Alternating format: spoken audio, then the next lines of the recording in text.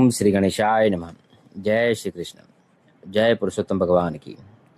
आप सभी का आपके YouTube चैनल में हार्दिक स्वागत है। अब आप सुनेंगे अधिक मास, मल मास, पुरुषोत्तम मास की कथा। पुरुषोत्तम मास 3 साल में एक बार आता है और यह 1 महीने का जो समय होता है, इस दौरान भगवान विष्णु का पूजन करना, गंगा नदी में स्नान करना, दान पुण्य करना, सूर्यनारायण देव को अर्घ्य देना, यह सबसे अधिक फलदायी होता है। पुरुषोत्तम मास के बारे में स्वयं श्री कृष्ण बताते हैं कि इस मास के फलदाता, भोक्ता और अधिष्ठाता वही है। इसी कारण इसका नाम पुरुषोत्तम मास है।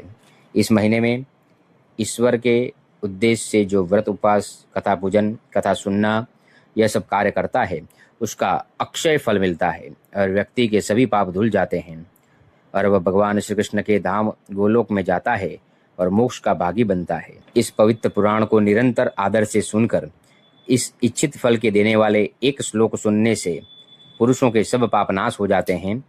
सब तीर्थों में स्नान करने के बराबर फल इस पुरुषोत्तम महात्म्य के सुनने वाले को होता है। जो मनुष्य पृथ्वी की प्रदक्षिणा करके जो पुण्य प्राप्त करता है, वही इस पुरुषोत्तम महात्म्य के सुनने से प्राप्त करता है। ब्राह्मण को ब्रह्म तेज, क्षत्रिय को पृथ्वी का मालिक, वैश्य धनपति हो जाते हैं और शूद्र को श्रेष्ठता प्राप्त होती है। इस उत्तम महात्म्य को सुनकर और जो दूसरे पशुव्रत में तत्पर गोप, किरात, भिल आदि नीच जातियां भी मुक्त हो जाती हैं। और जो कोई मनुष्य पुरुषोत्तम मास को लिखाकर वस्त्र गहनों से सुसज्जित कर विधि से ब्राह्मण के लिए देता है, वह 3 कुल का उद्धार कर पुरुषोत्तम भगवान के दुर्लभ गोलोक धाम को, जो गोप का गण से घिरे हुआ है, वहां जाता है।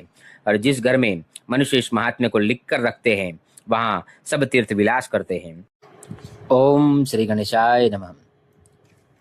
श्री पुरुषोत्तम मास महात्म्य, दूसरा अध्याय, श्री नारायण नारद संवाद। सूत जी कहने लगे, हे ऋषियों, श्री सुखदेव जी को राजा परीक्षित को श्रीमद् भागवत की कथा सुनाते हुए देखकर आया हूँ। ऋषि कहने लगे, हे सूत जी, जो कुछ आपने वेद व्यास जी के मुख से सुना हो वही कथा सुनाइए। सूत जी बोले, हे ऋषियों, जैसा मुझ में ज्ञान है और मैंने व्यास जी के मुख से सुना है, वह मैं तुमसे कहता हूँ। एक समय नारद जी विचरते हुए भगवान नारायण के निवास स्थान में पहुंचे। वहां पर भगवान के चरणों से अलकनंदा नदी बह रही थी। वहां पर ब्रह्म में लीन, जितेंद्रिय, निर्मल और तेजोमय ऋषि को देखकर भगवान ने उनको नमस्कार किया। तब साष्टांग नमस्कार कर श्री विष्णु की स्तुति करते हुए नारद जी कहने लगे, हे देवाधिदेव, संसार के स्वामी, दया सिंधु, आप सत्यवादी हो, त्रिसत्य हो, सत्य के सार रूप सत्य से ही उत्पन्न हो और सत्य योनि हो, आपको नमस्कार है। हे भगवान, सब प्राणियों के हृदय विषयों में आसक्त है। स्त्री पुत्रादि के मोह में फंसे हुए गृहस्थी लोगों का हित करने वाला लाभदायक कथा व्रत कुछ विचार कर मुझे बतलाइए। मैं आपके मुखारविंद से कुछ सुनने के लिए ब्रह्मलोक से आया हूँ। नारद जी के ऐसे वचनों को सुनकर भगवान हंसकर नारद जी से कहने लगे कि हे नारद, भगवान श्री कृष्णादि की पुण्य कथा को सुनो। हे तात, जगत के विधाता और उसको एक पल मात्र में नाश करने वाले, उनके कर्मों को कहने वाला पृथ्वी पर कौन समर्थ है। हे नारद जी, ऐसे भार युक्त कथा भी तुम जानते हो, परंतु फिर भी दरिद्रता को हरने वाला, यश और श्रेष्ठ पुत्रों को देने वाला, मोक्ष देने वाला तथा शीघ्र सेवन योग्य ऐसे अद्भुत पुरुषोत्तम मास महात्म्य को कहता हूँ।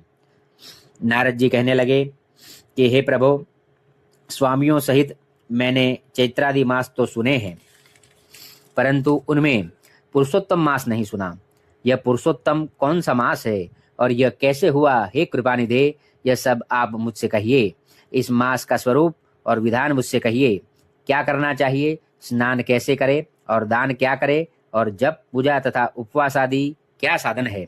इसके अतिरिक्त और भी कोई सार हो, यह सब बतलाइए। सूत जी कहने लगे, हे ऋषियों, नारद जी के ऐसे जनहितकारक वचनों को सुनकर भगवान चंद्रमा के समान शीतल और शांति देने वाले वचन बोले। इति श्री पुरुषोत्तम मास महात्म्य दूसरा अध्याय समाप्त।